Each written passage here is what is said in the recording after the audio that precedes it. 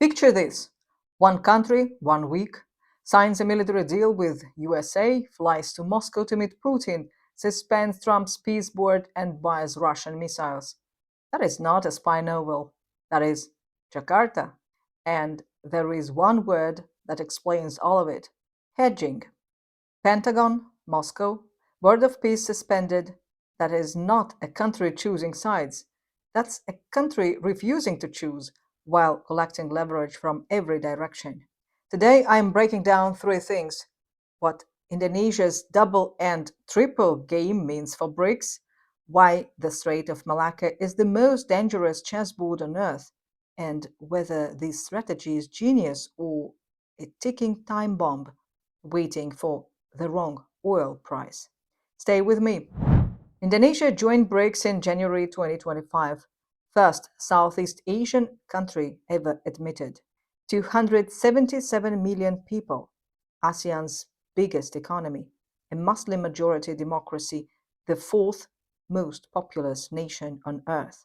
And in the space of 4 months in 2026, they have done all of this simultaneously. Signed a military technology partnership with Washington, purchased a $100 million BrahMos missile battery, a Russian-Indian joint venture, suspended their seat in Trump's Board of Peace, and signaled they may walk away from that board entirely.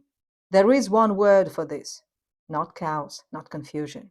I have observed one word that explains everything happening here: hedging. And if you don't understand hedging, you don't understand the global south in 2026. Here is the truth that is going to upset some of you. BRICS was never designed as a military alliance. Russia's own BRICS Sherpa confirmed this explicitly in February 2025. It is a financial cooperation network. Countries joined to build multipolarity in trade, finance, and development, not to pledge their armies or surrender their foreign policy to any bloc. The evidence is right in front of you. India became a US major defense partner in 2016. Egypt has been a US major non-NATO ally since 1987. The UAE maintains deep military ties with Washington to this day, all of them full BRICS members. Indonesia just joined that same list. Analyst Andrew Koripko put it plainly: expecting BRICS to function as a security bloc is a myth. Harsh words, but the fact back him up entirely. BRICS is a financial lever, not an army. Countries don't surrender strategic autonomy at the door. They bring it in with them and use it. Back to that April 13th Pentagon meeting. The US-Indonesia Major Defense Cooperation Partnership has three pillars. 1. Military modernization and capacity building. 2. Training and professional military education. 3. Exercises and operational cooperation. But buried in the fine print is this sentence, quote, co-developing sophisticated asymmetric capabilities, pioneering next-generation defense technologies in the maritime, subsurface, and autonomous systems domains, submarines, drones, and, critically, the Strait of Malacca. Now here is where the story gets extraordinary. At the very time Jakarta was negotiating this US defense deal, they were also finalizing the purchase of a BrahMos coastal battery, $100 million, a supersonic anti-ship missile system, a Russian-Indian joint venture, with Russia holding nearly 50% of the stake, supplying key components, and Russia-India sharing the technology blueprint. Picture that for a moment. American submarine and drone technology on one hand, Russian-Indian supersonic missiles on the other. That is not a confused foreign policy. That is maximum deterrence from maximum directions, hedging made physical in steel and fire. Now let me show you the board Indonesia is actually playing on. 80% of China's oil imports transit the Strait of Malacca every single day.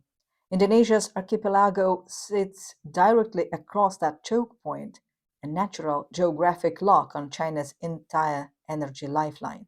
But zoom out further. For 7 weeks, the Strait of Hormuz, 20% of the world's daily oil supply, was effectively strangled from both ends.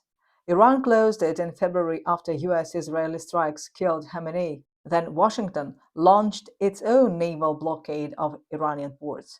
Two blockades, same strait. Oil surged past $120. As of today, Iran has declared Hormuz open, but only for the duration of a 10-day ceasefire in Lebanon. Trump says the U.S. naval blockade on Iranian ports stay until a permanent deal is signed. Oil dropped 11% on the news, but the match is still lit. Two choke points, one quietly militarized by Washington, one just barely reopened, conditionally, temporarily, one miscalculation away from closing again. One country is sitting at the geographic center of both. And here is the passage I want you to hear from Professor Robert Pape, recently published in the New York Times, because 7 weeks of Hormuz disruption just proved every word of it. Quote, if disruption to the energy supply persists, the effects will be widespread. Higher insurance and freight costs will raise prices. Trade balances will worsen. Currencies will weaken. Inflation will rise. Diplomatic choices will narrow. A 1970s world in which oil shocks led to years of stagflation will no longer be a distant memory but a nearing reality. Diplomatic choices will narrow. That phrase is the most dangerous sentence in global geopolitics right now because we just watched it happen in real time, and it's not over. Indonesia imports subsidized fuel for millions of households. The last time Jakarta raised fuel prices in 2022, it triggered nationwide protests that shook the government. 7 weeks of Hormuz disruption already tested every hedge Jakarta holds. If the ceasefire collapses, if the match relights, every diplomatic option narrows further. Every hedge costs more. That is not abstract risk. That is existential pressure arriving in real time. This is exactly where Prabowo's balancing act becomes most dangerous and most fascinating. He joined Trump's Board of Peace in January 2026, a US-led body designed to oversee post-conflict reconstruction in Gaza. He framed it as elevating Indonesia's global standing, strategic positioning. Then the US-Israeli war on Iran erupted. 3 Indonesian peacekeepers were killed in Lebanon. Over 50% of Indonesians now oppose Board of Peace membership. Politicians inside Prabowo's own coalition demanded withdrawal. By March, Indonesia suspended Board of Peace participation. Prabowo said publicly, quote, if we conclude that it is counterproductive, that it does not serve Indonesia's national interests, we will withdraw. The man who shook Trump's hand at Davos in January is threatening to walk out of Trump's flagship peace initiative in April, while simultaneously signing a major defense cooperation partnership with Trump's own Secretary of War. That is the Indonesian Tightrope in its purest, most exposed form. He trained in the United States military. He effusively congratulated Trump after the November 2024 election, less than 2 months before Indonesia entered BRICS. The bloc knew where his strategic inclinations sat. They admitted him anyway.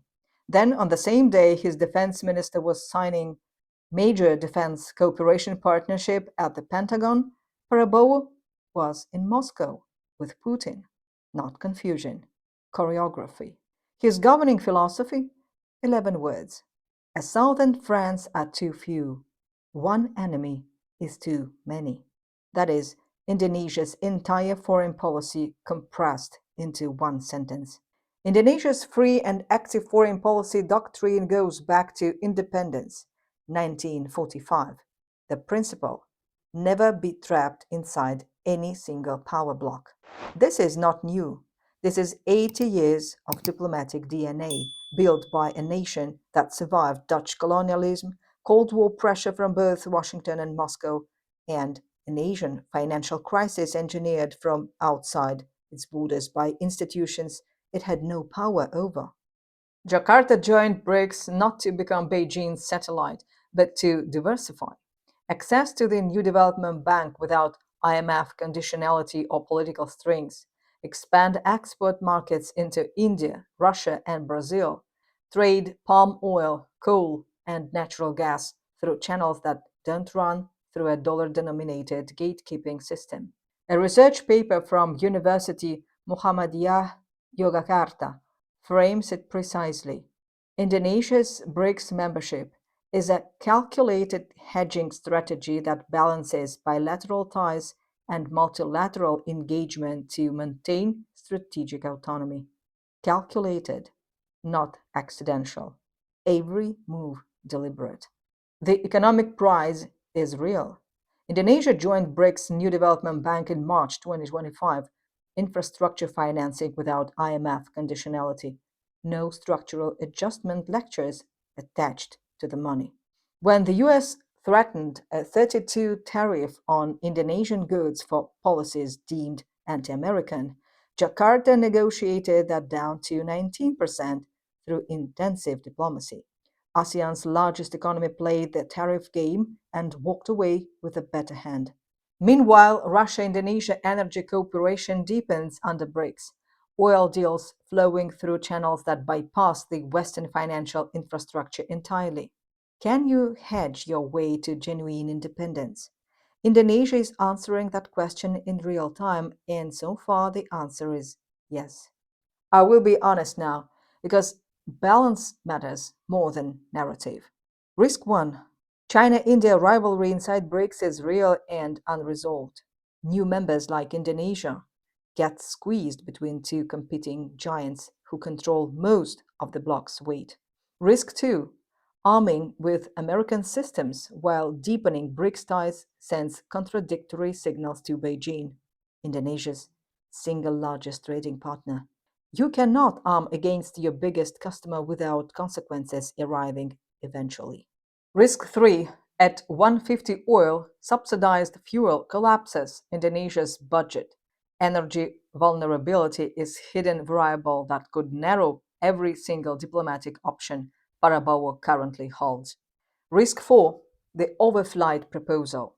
A draft letter of intent for US military aircraft blanket access to Indonesian airspace is circulating right now. That is the precise line between hedging and full alignment. One crossed, it cannot be uncrossed. India wrote this playbook first. BRICS co-founder, US major defense partner since 2016, buying Russian oil at steep discount while sitting at G7 summits, playing Washington and Moscow like two instruments in the same concert hall, simultaneously without apology. Indonesia just picked up the same playbook. Both countries share one irreducible strategic fact: too large, too geographically critical, too economically consequential for any superpower to simply walk away from. That is leverage, not loyalty, and leverage compounds over time. Here is what Indonesia is telling the entire world in 2026. The age of forced alignment is over. Countries across the global south, Brazil, Turkey, Vietnam, Saudi Arabia, and now Indonesia, are not picking camps. They are extracting maximum value from every camp simultaneously. BRICS is a financial lever. A US defense partnership is a technology lever. The word of peace is a diplomatic chip, played when useful, folded when it costs too much. This is multipolarity not as ideology, but as cold-blooded national strategy. The question is no longer which bloc do I join? It's what can I extract from each bloc without surrendering my independence? That shift from alignment to extraction is the single most important geopolitical move of this decade. One final layer that most analysts completely miss: the dollar contradiction. Indonesia supports de-dollarization through BRICS, diversifying reserves, building NDB capacity, reducing dollar dependency in bilateral trade. All real structural moves toward a post-dollar world. And simultaneously signs defense contracts priced in dollars, with American contractors inside a fully dollar-denominated military ecosystem. Track the contradiction. Watch the dollars. Indonesia wants dollarization's benefits without absorbing the full transition risk. That's not hypocrisy. That's how a smart middle power survives in the gap between one global monetary era and whatever comes next. Move slow to shift currencies fast. So, what is Indonesia? BRICS ally, America's newest defense partner, a Muslim democracy suspended from Trump's peace board, buying Russian Indian missiles while negotiating US submarine technology, pushing dollarization while signing dollar contracts. Yes, all of it at the same time, without contradiction, because for Jakarta, there is no contradiction. Indonesia isn't betraying BRICS. Indonesia is showing you what multipolarity actually looks like when it stops being a slogan, when it becomes a survival strategy executed by a 277 million person nation that spent 80 years learning to navigate between superpowers without becoming anyone's pawn. The stagflation clock is ticking. The oil price is rising. The choke points are tightening. Diplomatic choices, as that analysts warned, will narrow. But right now, in this moment, Indonesia holds more cards than almost anyone in the global south. The world isn't splitting into two neat blocks. It is splitting into players and spectators. Indonesia has already chosen to play. Did this shift your view? Drop your answers in the comments. I read every single one. Thanks for watching.